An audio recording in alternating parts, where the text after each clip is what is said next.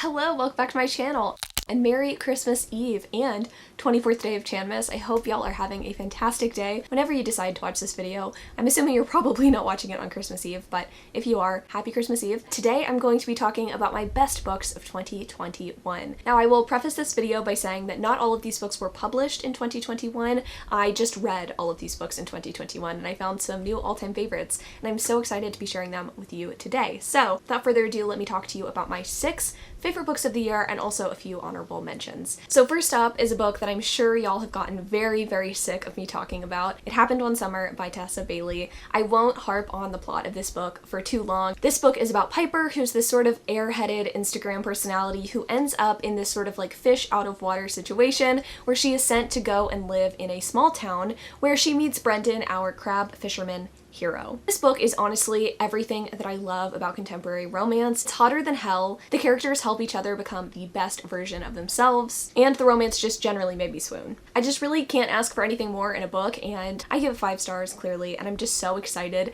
to read the second book, which comes out in 2022. So this is obviously on my list, and if you haven't picked it up, you need to. Next up we have Legendborn, which is a book that I feel like I have not talked about since reading it back in January. It's so wild to me that it's been so long since I've read this book, but I feel like I remember almost every detail. It was so good, and it really renewed my love for YA fantasy. So this is sort of like an urban fantasy story. Our main character Bree is dealing with a lot at the start of the story. Her mother has recently passed away in this sort of like mysterious accident, and we don't really know a lot about what happened, but we know that Bree is maybe a little suspicious of what happened to her mother. Now, Bree's about 16, and one summer she ends up going to UNC Chapel Hill to study. She is trying to get some college credit, I believe, and while she's there, she ends up becoming a part of the secret society, which is sort of modeled after the Knights of the Round Table. But once she becomes a part of the secret society, things get a little bit more complicated. She finds out a little bit more about her family history, and she also starts to unravel what might have happened to her mom.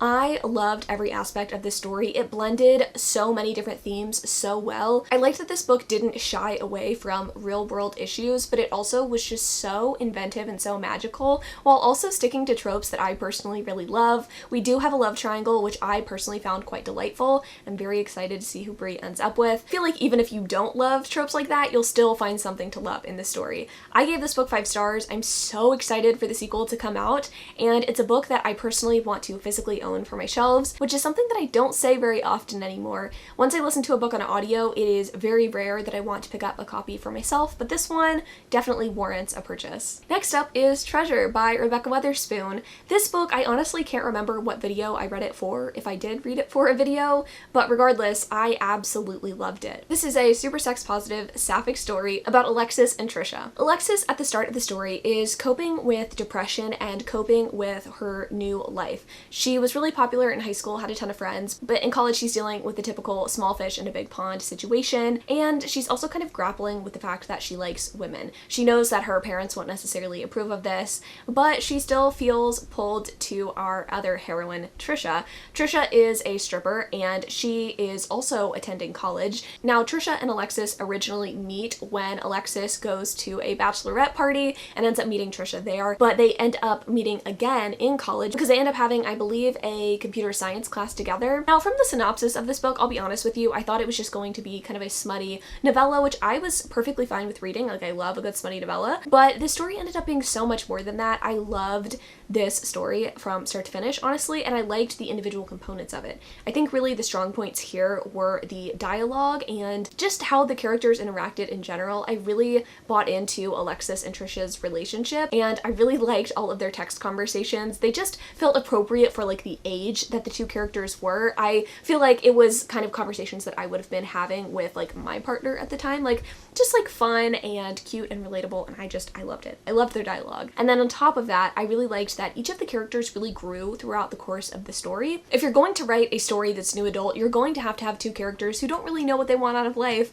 that end up kind of figuring it out along the way, and that definitely happened in this story, and I loved how each character supported the other in their endeavors. It was just really fantastic. It was quite steamy, I will say, but the heart of the story is really what made this book a winner for me, and what has has it on my best books of the year list. Okay, sorry, we do have another repeat book on this list. I feel like I've talked about this book at length too many times as well, but I'm not gonna apologize for it. I take that back. I'm not sorry, because I really loved Actor Age Eve Brown. This book is about trust fund baby Eve, who is forced to get a job and stick with it for at least 6 months, lest she risk losing her inheritance. Now, Eve lands a job as the chef at a bed and breakfast, and she has to grapple with a very different personality type in her boss, Jacob. He is very straight-laced, he's very by the books, and he's learning to kind of loosen up a little bit when he encounters Eve. As this is a romance, they fall into each other's arms and fall into each other's beds. This book was just as steamy, swoony, and charming as It Happened One Summer. I feel like, in my mind, these books are not the same thing, obviously,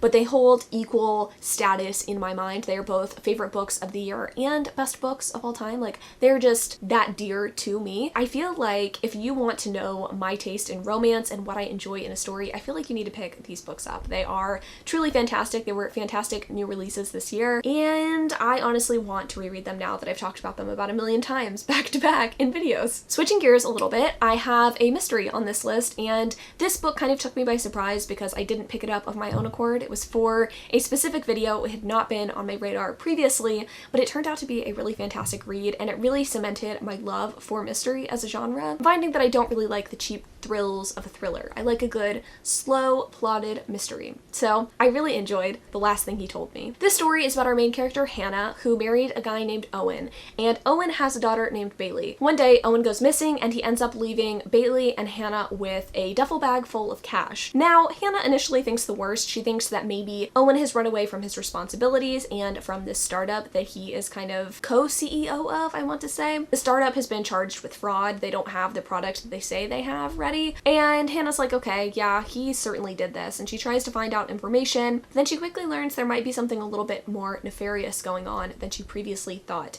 And we get to follow Hannah as she tries to kind of figure out what happened to Owen, where he is, and what this money that was left behind might mean for her and Bailey. I loved this story. I thought it was a really fantastic mystery. You think the story is going to go one way, and then it goes a completely different way, and I really feel like this is one that I will reread time and again because there's something new to be gained from it every time. I say that having only read the story once, but there's just a lot to make you think, and those are the kind of stories that tend to stick with me the most. Books that don't necessarily set out to tell you how to feel, but that leave you with something to kind of chew on after the fact, and this one definitely did that. It also doesn't hurt that part of the story was set in Austin, which is where I live, and as I was on a drive from Houston to Austin, I got to read about the beauty of my city, and it was just a delight. I had a really good time reading this book, and just generally speaking, it was a book that really spoke to me. So it is definitely a best book for me of 2021. And then lastly, we have another book that made me think in a completely different way, The Push by Ashley Audrain. Good lord, this book was a really wild ride, to say the least. If you've read it, I think you understand. If you haven't, you should pick it up. Maybe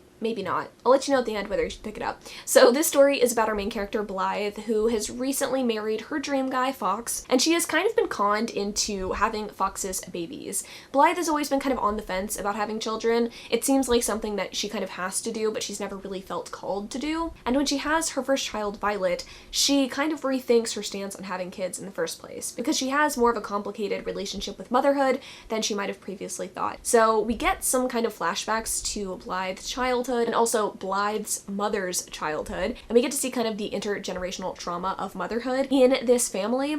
And on top of that, we get to see Violet's interactions with her daughter contrasted with her interactions with her son Sam, who was born after Violet. Whenever Sam is born, we see such a contrast in Blythe's interactions with her children. We get to see her still having this kind of strange, distant relationship with Violet, and then this really warm, maternal, close relationship with Sam. And we kind of start to think like maybe the mother is the one that's the problem here. Maybe Violet is not the violent little monster that we are being told that she is. But as the story goes on, secrets are unveiled, we get to learn a little bit more, and generally speaking, this story gets you to think. It gets you to think about motherhood and what that means, and how some of us are unfortunately forced into motherhood, how partners can be supportive or unsupportive of the dreams that we might have. I just loved every aspect of this book. It is a book that I think I'll be rereading at some point, hopefully hopefully before I have children of my own. I feel like this book could potentially be traumatizing if you have been struggling to conceive or if you have children, but as someone who doesn't have children and who wants to have children, this book got me to think about some things, and it's gotten me to kind of evaluate some of my closely held opinions. So I had a really good time reading this. I mean, to be honest, it was kind of scary as hell, but I also am really glad that I read it, and this is a 5-star read for me.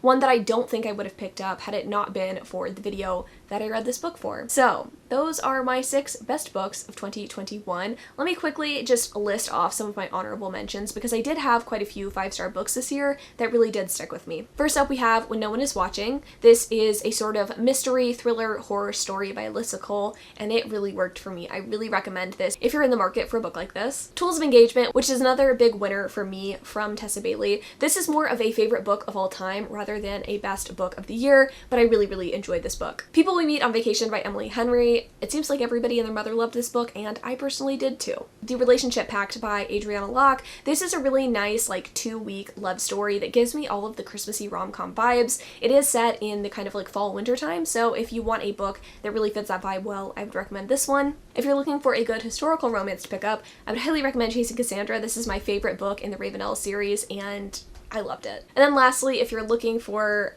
perhaps a dark romance pick, I'd recommend There Are No Saints by Sophie Lark. This was just a really fun, if not a little bit unhinged story. I would highly recommend you pick any of the books up on this list if they strike your fancy, and I would love to know your opinions down in the comments below if you've read any of these books. Additionally, let me know what your best books of 2021 were, and I will potentially add them to my own TBR. But thank you so much for watching this video. I love you so much, and until tomorrow.